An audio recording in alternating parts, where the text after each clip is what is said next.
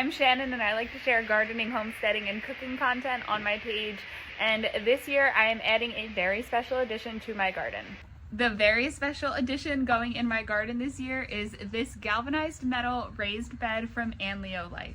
This bed is a 6x3x2 raised bed and I am so excited to be able to fill it with all my garden goodies this year.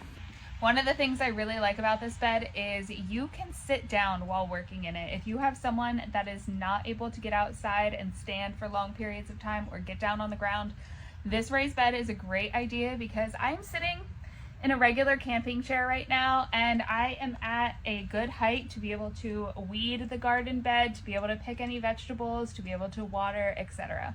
If you're interested in purchasing this, the link for it will be down below. They have a couple different colors and a couple different sizes, so check it out and purchase it if you would like. We can fill it with all of our veggies together this year. If you're interested in how I'm going to fill this and what I'm going to fill this with, stay tuned. I will be sure to post plenty of videos on how I'm going to fill this with soil and what kind of vegetables I'm going to grow in here.